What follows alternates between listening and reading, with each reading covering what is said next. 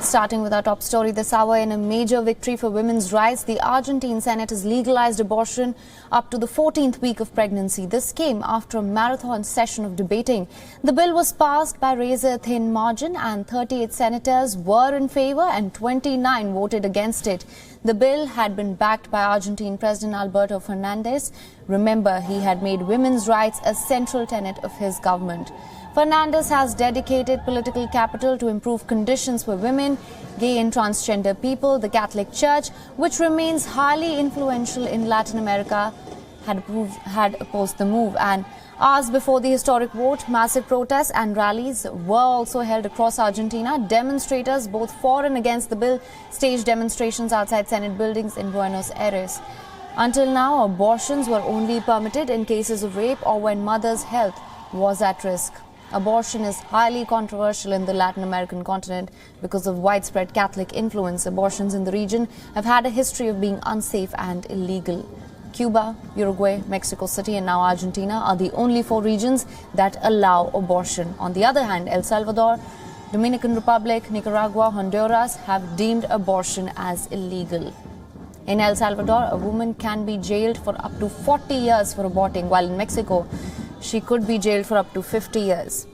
Guatemala, Venezuela, Brazil, Peru, Bolivia, Chile and rest allow abortion only on pre-specified conditions, situations when the birth is a risk to the mother's or fetus's life or if it is a case of rape.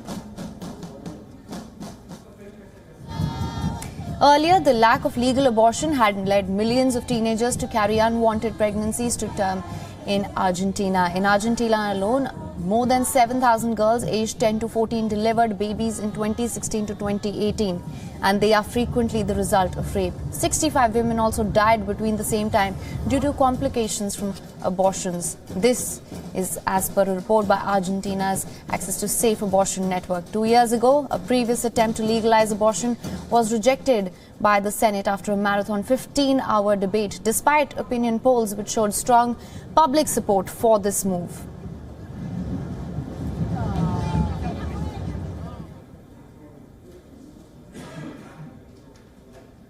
And for more on this, joining us live is the Deputy Envoy of Argentina to India, Mr. Martin Villa. Thank you so much for joining us. Mr. Martin, Argentina has now become a major Latin American country to have legalized abortion, the only abstention here being to allow the procedure through the 14th week of pregnancy. This is a landmark abortion bill. How do you assess this?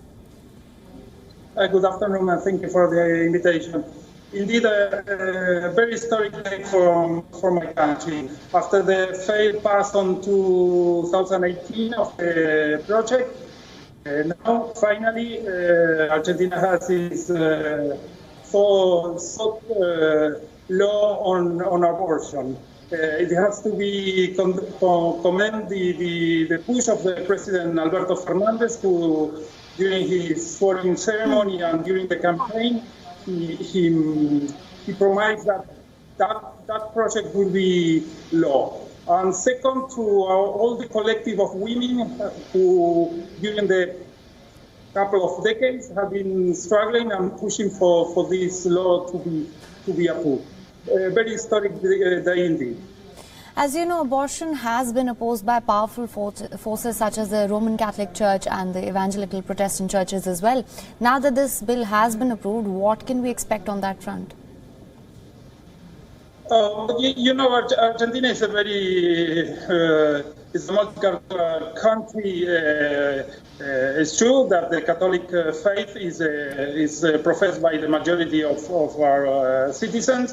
But I think as it was shown during the debates in the Congress, yes. It is not a religious. It is not a religious discussion. It's about the health.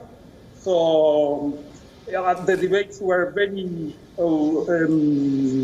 clear and respected everyone's opinion.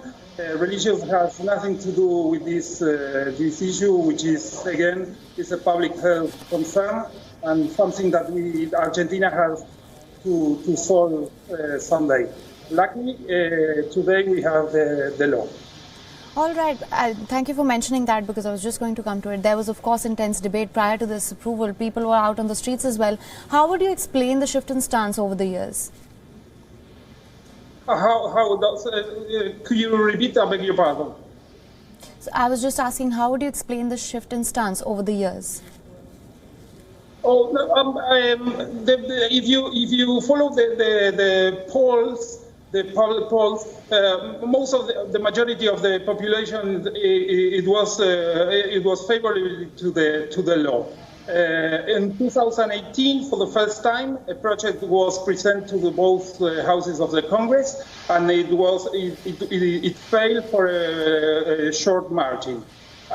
In the last 2 years, the discussion was going on. There were some modifications to the project. Luckily, many of those that had some doubts about the letter of the project were coming aboard. So in the end, if you look at the numbers in both houses, the margin for the approval was wide.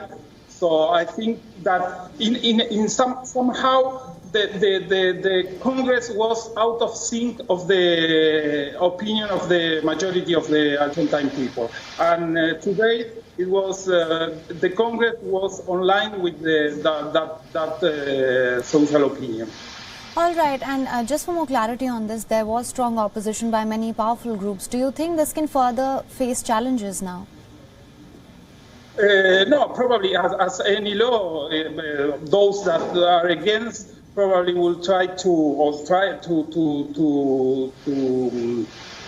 discuss its constitutionality in the tribunals, but as any law, it will follow its own rhythm. And in the end, as it was 30 years ago when divorce was approved, it becomes part of our daily life. Again, it's a law which protects the women, which protects the individuality of the women, and it has a tremendous support of the majority of the society in my country. All right, Mr. Martin, thank you so much for joining us with all those details.